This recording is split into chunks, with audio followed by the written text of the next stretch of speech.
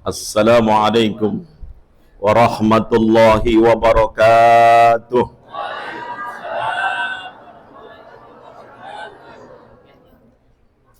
Mik dangdut sama mik ngaji memang beda. Kalau dangdut mah keras ini suaranya. Kalau mik ngaji begini, Umar.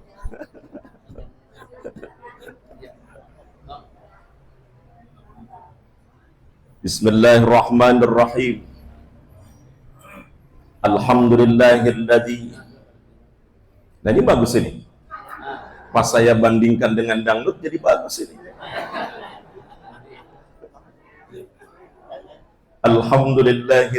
Alhamdulillahi rabbil alamin. Wal 'aqibatu lil muttaqin wala 'udwana illa 'alal zalimin.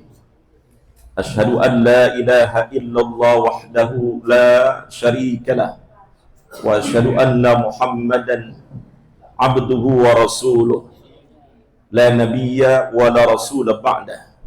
Allahumma salli wa sallim wa karrim wa 'azzim ala habibil mursalin sayyidina wa nabiyyina Muhammadin wa ala alihi wa ashabihi ajma'in at-tayyibin at-tahirin, amma ba'du.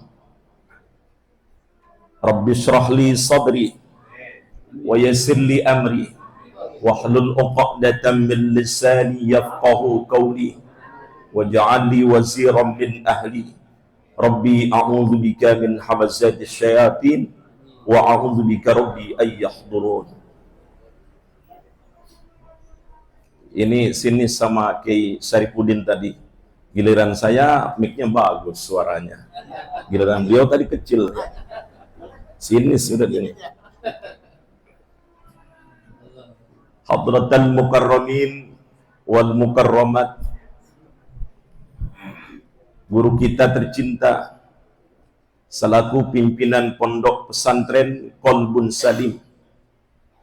Akhina fillah al-mujahid fi sabilillah, Kiai Haji Asep Saifullah MA. Mata anallah bituli hayatihi wa nafa'ana bi ulumih. Beserta istri dan keluarga besar, kita doakan mudah-mudahan beliau sehat walafiat, barakah fid dunya wal akhirah, istiqomah terus berjuang mensyiarkan, mentaukid, menanamkan akidah, mengenalkan syariat, mengenalkan Allah di muka bumi ini, dan mudah-mudahan istiqomah terus. Beliau ini ngundang saya sejak tahun yang lalu. Sekarang tahun baru Hijriah 1446. Beliau ngundang saya 1445. Berarti 1 tahun yang lalu kan?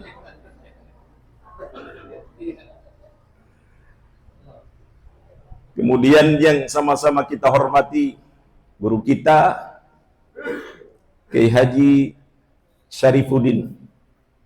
Mata anallah bituli hayatihi wa nafa'ana bi ulumih. Kemudian para guru, para asatid, para kiai yang mohon maaf saya tidak dikasih catatannya sehingga tidak saya sebutkan namanya satu persatu, namun tidak mengurangi rasa takrim ta'zim saya kepada beliau-beliau. Kenapa saya menyebutkan para ulama terlebih dahulu? Dalam kitab Bughyah Al-Mustarsyidin tersebut hadis Nabi sallallahu alaihi wasallam, man akrama aliman akramahullahu wa rasuluh. Siapa orang yang memuliakan orang alim, maka Allah dan Rasulnya memuliakannya. Masya Allah. Mudah-mudahan kita termasuk orang-orang yang memuliakan orang-orang alim. Amin.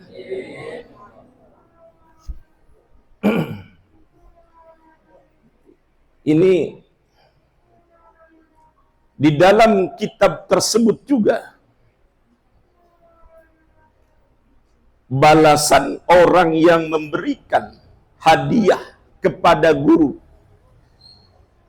memberikan infak, memberikan sedekah, pahala yang paling gede, paling besar itu adalah kepada orang alim.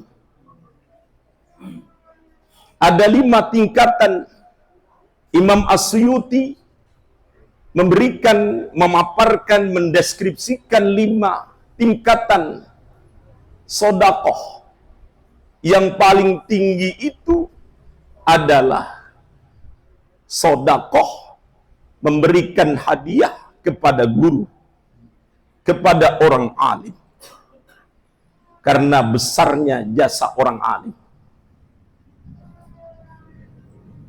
Dan tidak ada orang yang paling mulia di muka bumi ini pasca kenabian, pasca nabi, kecuali orang alim. Maka pantas annal ulama warathatul anbiya. Ulama itu pewaris para nabi. Sebenarnya saya bukan penceramah, saya mah guru, dosen di kampus. Disuruh ceramah sama beliau ini. Aduh. Jadi kalau tidak seperti Kiai Syarifuddin tadi, penceramahnya ada tawa-tawanya. Saya mau cari cara bagaimana bisa tawa. Gimana caranya? Dari tadi mikir saya. Mikir saya, apa yang saya mau sampaikan biar pada tawa begitu. Baik. Bapak Ibu yang dirahmati Allah, itu baru pengantar. Itu baru pengantar, lama juga Ustaz romannya ini. Baik. Jam berapa?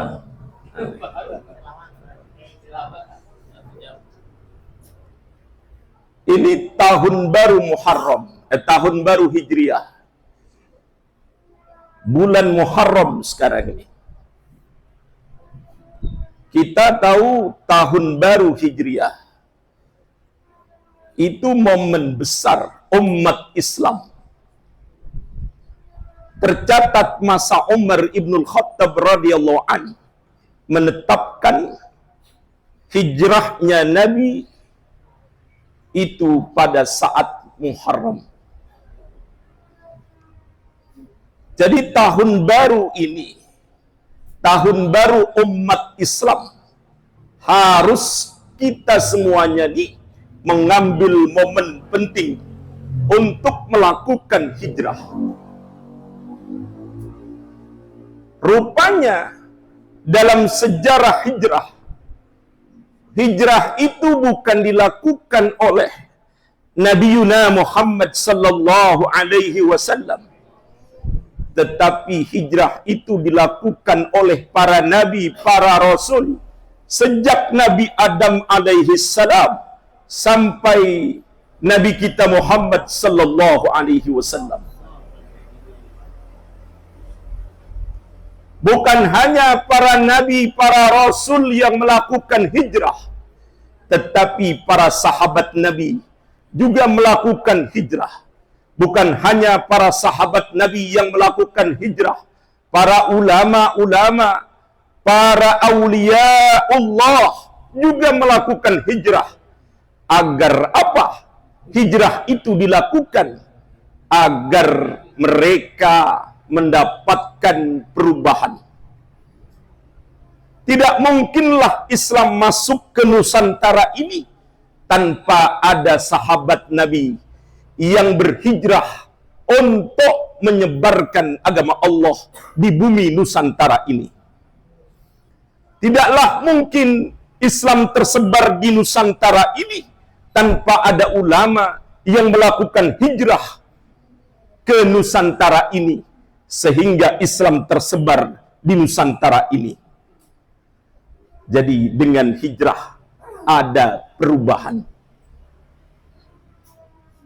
Karena itu para ulama menafsirkan hijrah itu 2. Pertama, hijrah secara hakiki, yaitu perpindahan dari satu tempat ke tempat yang lain.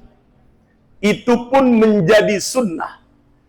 Tatkala bapak ibu di satu tempat, di satu daerah, di satu kampung, iman bapak ibu, ketakwaan bapak ibu, keislaman bapak ibu tidak berkembang, bahkan terancam punah, terancam rusak, hijrahlah ke tempat lain untuk memupuk keimanan, untuk meningkatkan kualitas ketakwaan, untuk meningkatkan kapasitas keislaman.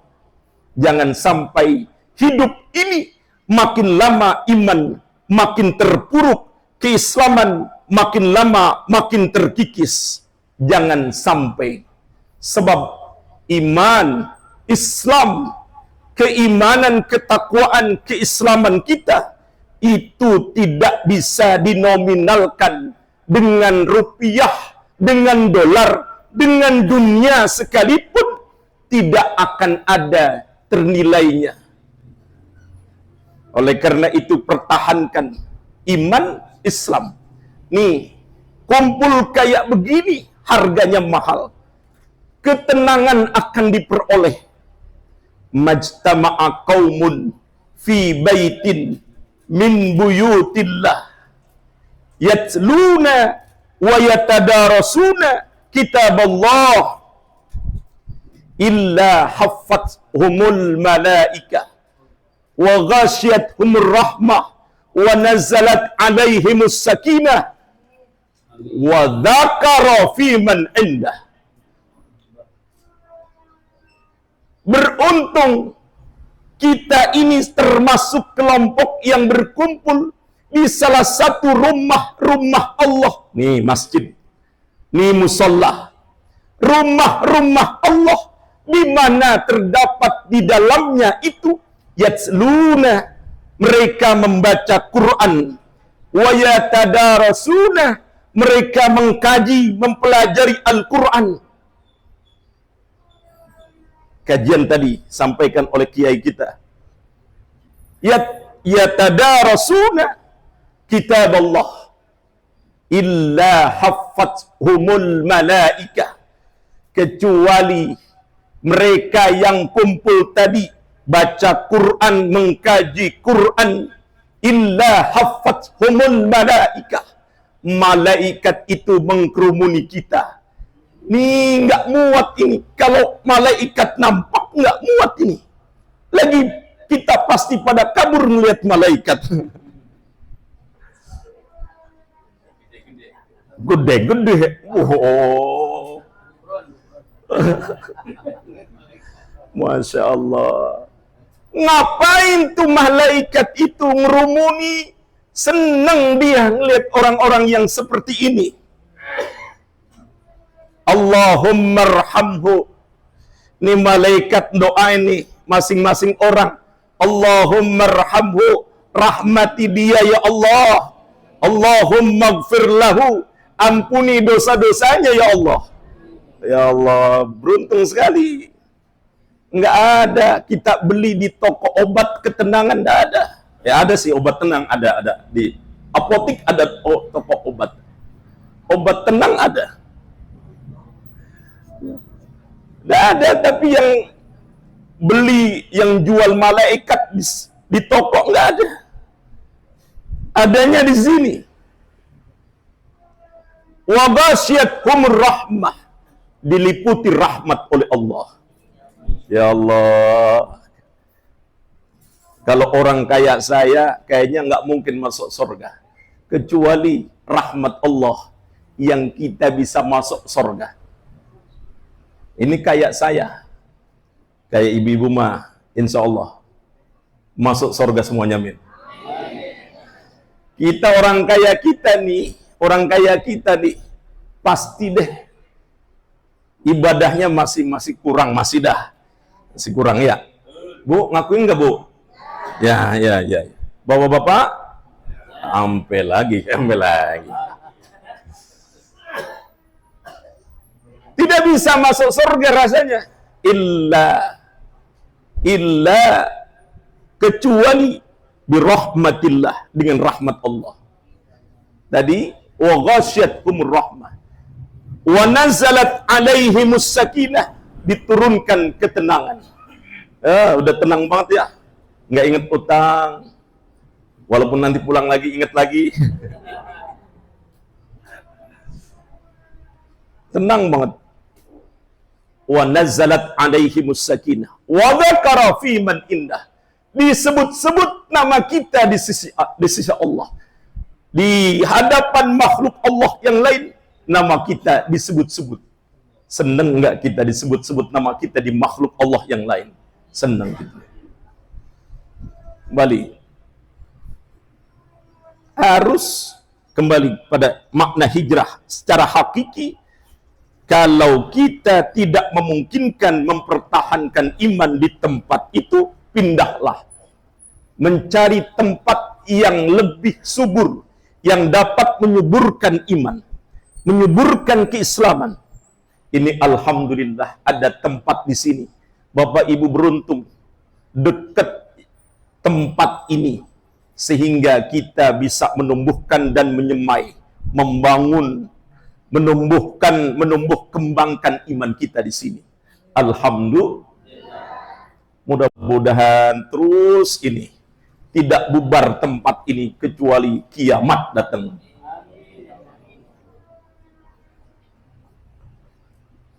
Itu makna hakiki. Kemudian maknawi, hijrah secara maknawi, yaitu merubah sikap dari yang kurang ibadah menuju rajin ibadah. Dari yang kurang senang baca Quran menjadi senang baca Quran.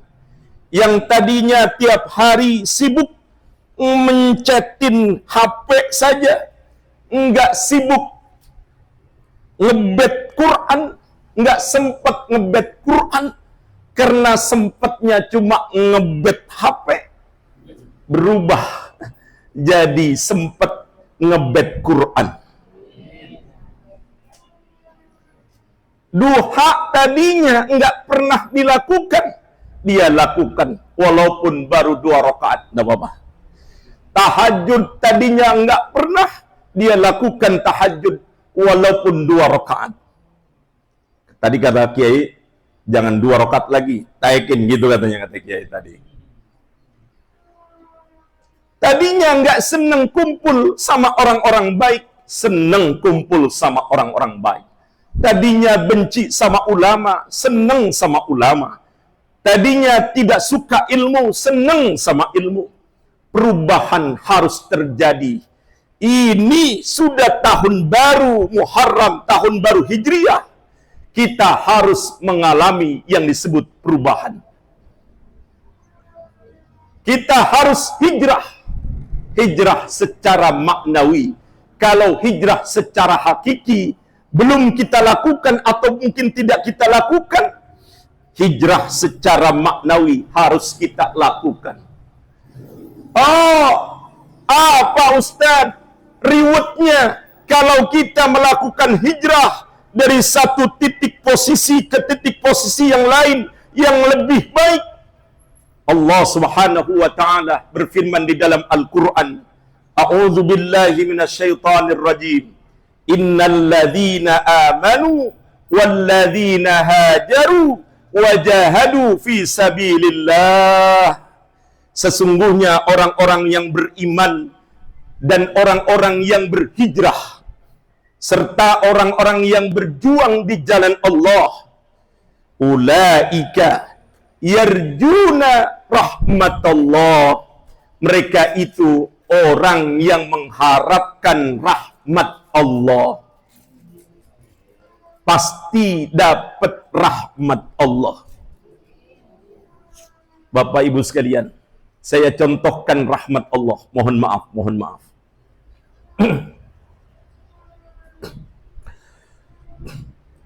Mohon maaf. Seringkali saya didatangi oleh orang-orang yang satu bawa sertifikat, 2 hari yang lalu bawa sertifikat. Ustaz, Saya mau minjem duit 5 juta. Ini jaminannya sertifikat saya. Sertifikat rumah saya. 5 juta saja, Ustaz. 5 juta saja, Bu. 5 juta. Sebelumnya datang ibu-ibu lagi mau jual rumahnya sama saya. Dikira saya bank kali ya. Saya hitung-hitung ada 11 orang yang datang minjam duit, mau jual rumah, mau jual mobil, mau jual motor. Saya bilang, apa mungkin tampang saya tampang kaya kali ya?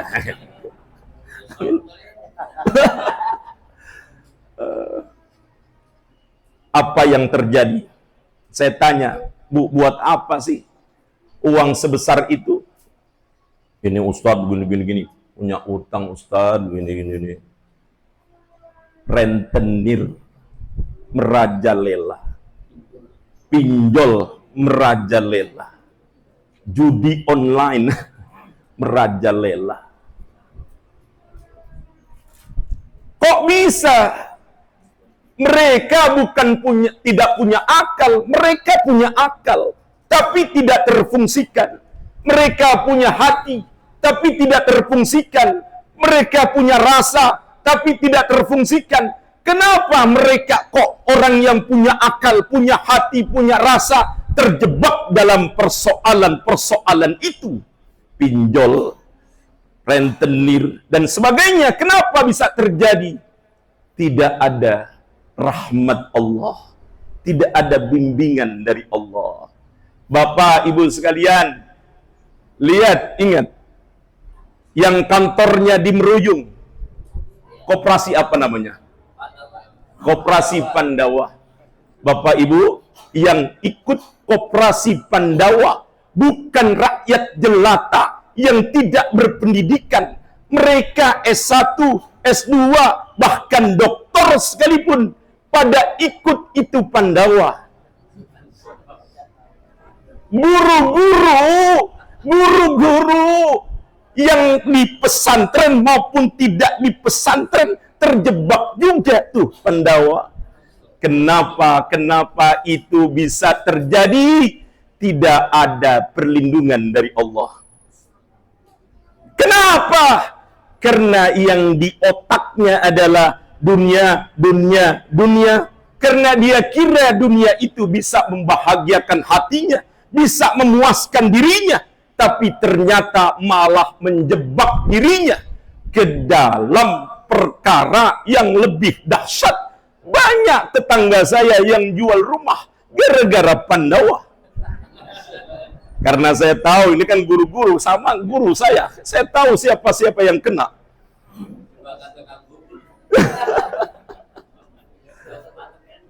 Oh, Bapak Ibu sekalian, beruntung ada tempat yang seperti ini mau zikir. Walaupun Bapak Ibu tidak S1, S2, S3, S-teler sekalipun, tapi ada rahmat Allah yang bimbing kehidupan Bapak Ibu sekalian. Wah, banyak sekali pasangan muda berantakan gara-gara apa? Rentenir. Suaminya nggak tahu dia pinjem duit. Kehidupan sudah morat-marit. Keadaan keluarga muda terancam punah, hancur berantakan. Karena itu ini menjadi benteng. Jangan dianggap remeh kayak begini. Biarin dah. Ya, ibu bapak biarin. Ngerti kagak ngerti, dengerin ceramah nih, ngerti tidak ngerti, biarinlah Allah yang kasih pengertian. Saya nggak tahu nih ngerti apa kagak ini ibu-ibu. Mau datang di sini tidur, misalkan tidur, nggak apa-apa, sudah bagus daripada tidur di rumah. Lebih baik tidur di sini. Nah, enak juga nih.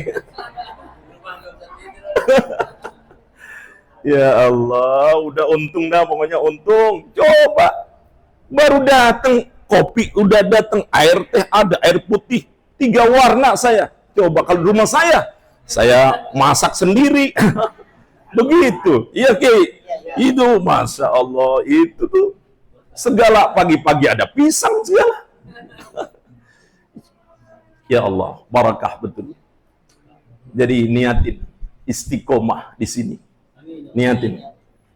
Walaupun mungkin ada kapan waktu gedeg sama guru misalkan, enggak gedeg banget teman dia, kayak Saifullah gitu. Misalkan gitu ya.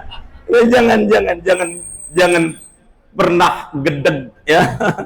Sampai lagi benci, gua keluar aja dah dari pengajian ini, dari kolbun salim ini.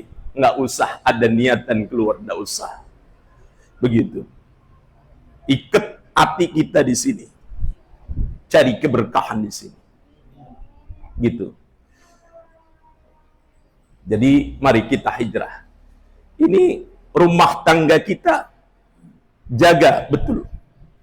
Kita suami jangan sampai mendolimi istri. Istri jangan sampai mendolimi suami. Suami istri jangan sampai mendolimi anak-anak.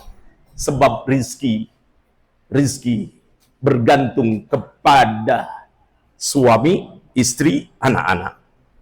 Kalau suami istri zalim terhadap anak-anak, susah rizkinya ini suami istri. Kalau istri ini zalim terhadap suami, durhaka sama suami, bagaimana rizkinya bisa gampang ini istri. Pun sebaliknya, suami yang zalim terhadap istri, demikian bagaimana mau gampang rizkinya. Jadi karena itu jangan egois masing-masing. Ditata betul. Kalau memang ada masalah, didiskusikan. Jangan sampai satu dengan yang lainnya saling tidak ridho, saling tidak rela, sehingga itu menghambat keberkahan rizki. Ini kadang-kadang kita nyalahin orang, nunjuk orang baik, rizki gua susah gara-gara dia tuh. Kita koreksi diri kita.